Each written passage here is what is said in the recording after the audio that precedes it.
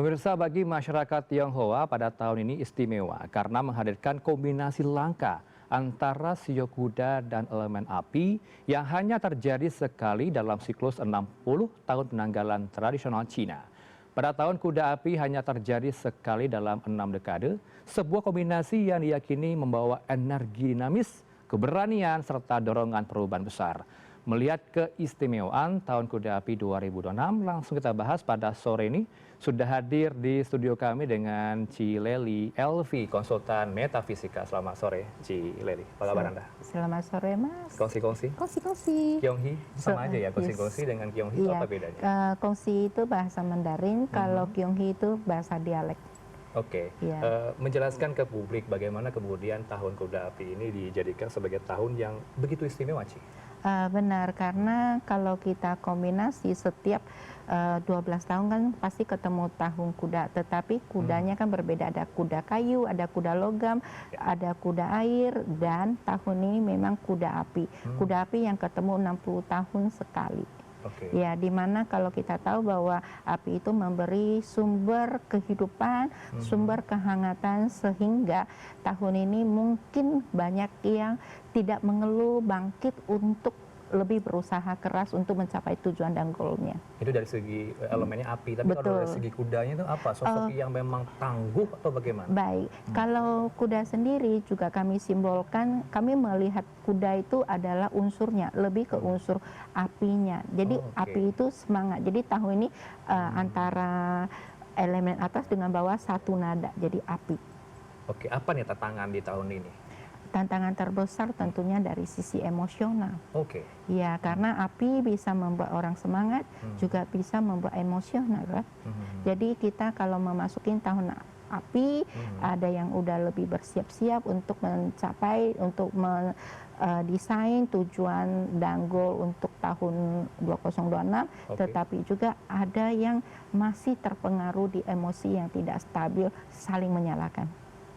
Ada potensi konflik di situ. Sebenarnya setiap kali timbul air dan timbul api, itu tandanya alam sedang berada di satu sisi di mana emosional itu gampang panik dan gampang emosi. Cukup berat tantangan Tahun Kuda Api begitu ya.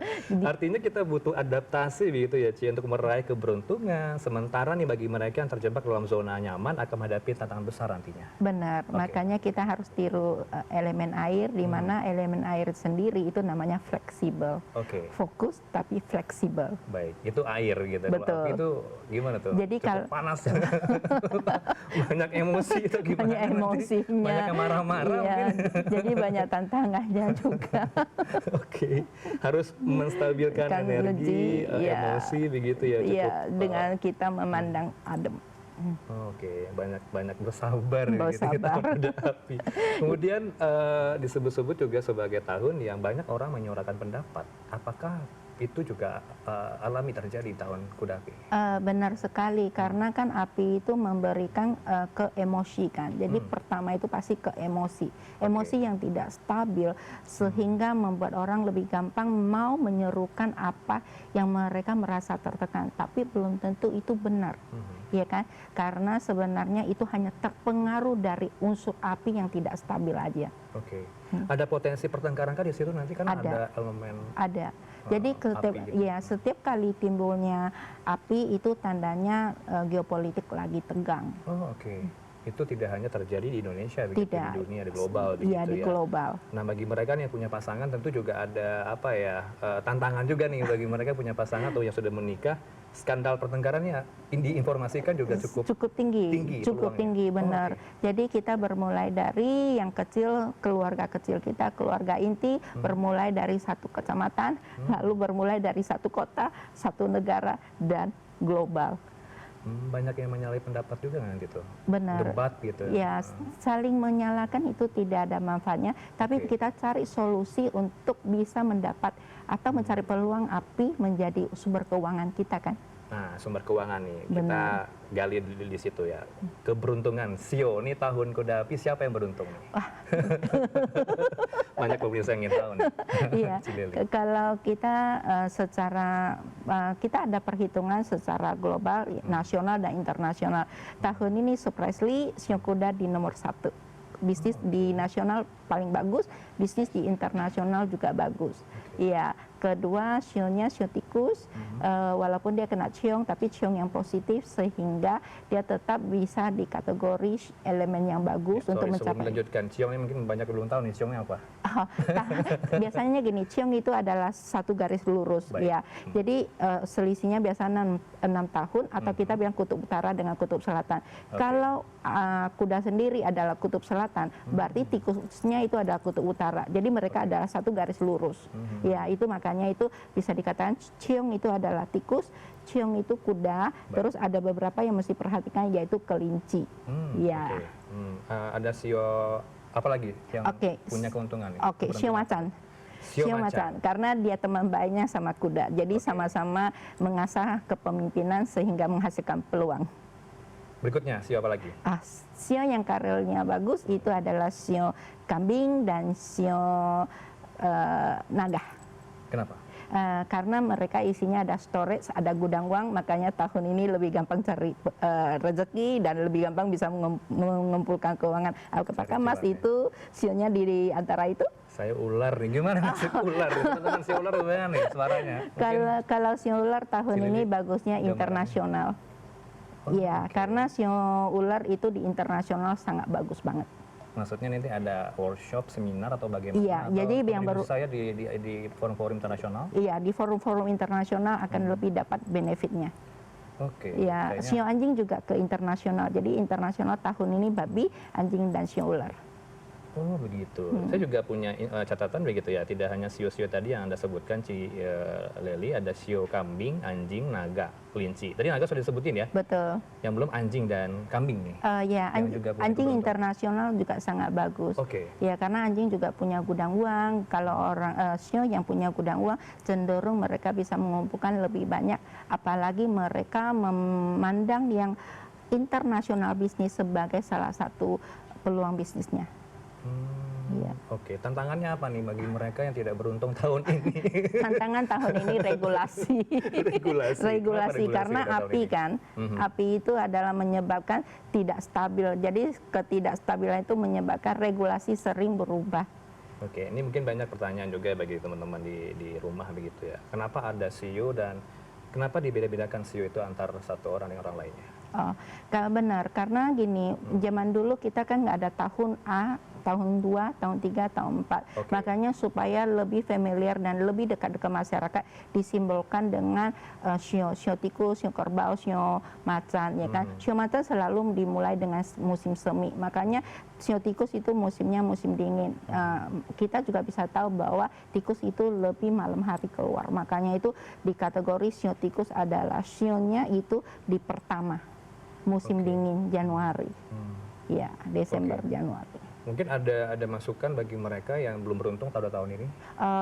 Saya rasa saran? Sio itu yang agak harus perhatikan kesehatan itu adalah sio kuda sama sio tikus.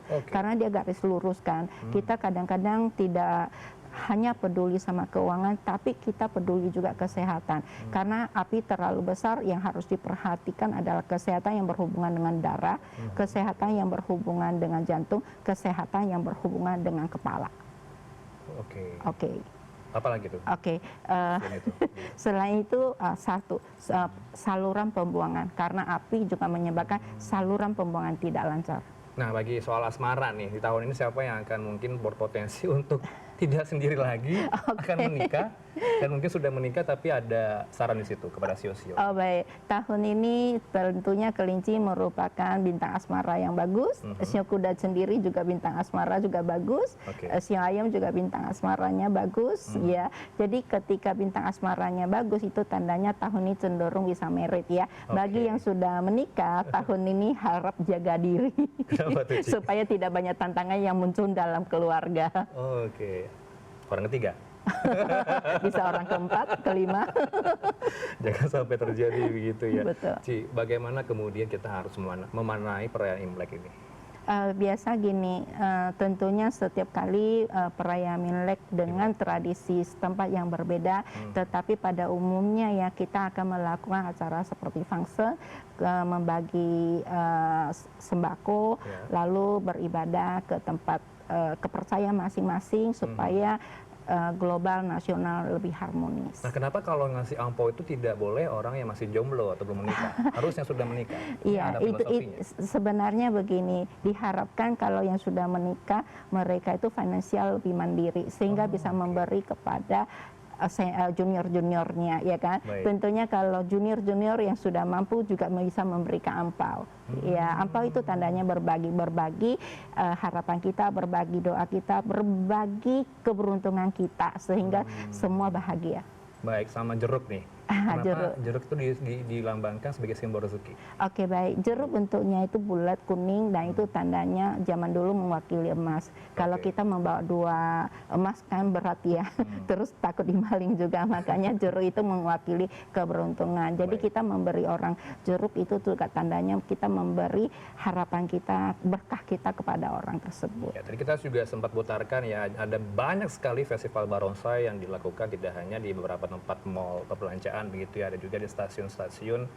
Apa sih makna adanya festival barongsai di perayaan Imlek ini? Baik, kalau barongsai sendiri itu dimulai bahwa zaman dulu ada kepercayaan ada monster yang muncul, ya. Itu munculnya itu adalah saat malam Imlek dan itu mereka memperebutkan dan kayaknya apa ya, membuat orang yang tinggal itu merasa ketakutan. Baik. Jadi suara-suara barongsai membuat dia takut karena kan bersatu membuat monster-monster tersebut jadi takut kan. Betul. Oh, oke. Dan itu selalu ada di setiap perayaan momen Betul, Imlek, begitu betul. ya? Jadi tandanya menolak bala. Oh, menolak bala, begitu. Iya, menjemput keberuntungan, menolak bala. Dan kenapa kalau setiap Imlek maupun menjelang Imlek selalu hujan? Ini bisa Itu pertanyaan paling bagus karena pertukaran dari kalau Imlek itu adalah musim semi. Jadi festival musim semi. Jadi sebelum masuk ke musim semi pasti adalah musim hujan. Disitulah sisi uniknya Imlek adalah kita menerima panas juga menerima hujannya, menerima berkah dari Tuhan, menerima energi dari alam. sesungguhnya hujan itu berkah bagi umat manusia apapun itu agamanya begitu Betul. ya. Ada tidak pesan Anda bagi mereka yang merayakan Imlek pada tahun ini di Indonesia dan juga dimanapun mereka berada nih? Ya, si Lely. Imlek kan hanya setahun sekali, tetapi kan sepanjang tahun kita harus lebih bijaksana mengelola keuangan kita, harus lebih fokus dan konsisten dalam mengerjakan apa yang kita kerjakan. Terus juga yang penting jangan mengeluh. Oke. Ya, karena api menyebabkan orang itu gampang mengeluh. Oke. Sampai akhir tahun 2026. Betul. Apa tantangan Indonesia ke depannya di tahun kuda api ini? Banyak pergantian regulasi, lalu banyak pergantian pimpinan instansi. Karena seperti yang kita ketahui bahwa kalau kuda itu adalah pemimpin, ya api juga itu adalah semangatnya pemimpin. Jadi ketika masuk di tahun itu ada beberapa pertukaran kepala, ya asal jangan kepala keluarga yang ditukar. Itu beda lagi ceritanya. Itu beda lagi, makanya jaga sikap. Jadi tahun ini mungkin adanya pergantian regulasi dan perubahan di beberapa kepala instansi. Ya, terakhir saya juga minta closing statement Anda. Kita negara yang penuh dengan toleransi.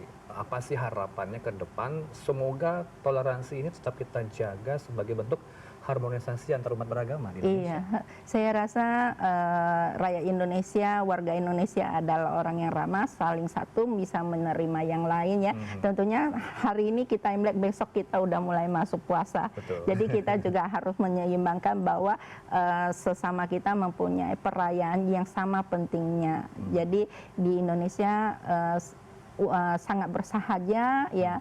Jadi yang penting tidak terpancing dengan media sosial yang beritanya hoax. Oke. Iya, itu yang paling utama. Jangan cepat termakan isu. Betul, gitu. betul. Ada tetap check and recheck di CNN Indonesia juga. Betul. Baik itu di .com dan juga di TV. Betul, iya. Terima untuk kasih. waktunya Cileli Elvi, konsultan metafisika bersama Newsroom. Selamat tahun baru Imlek 2026. Kongsi. Kongsi, terima kasih.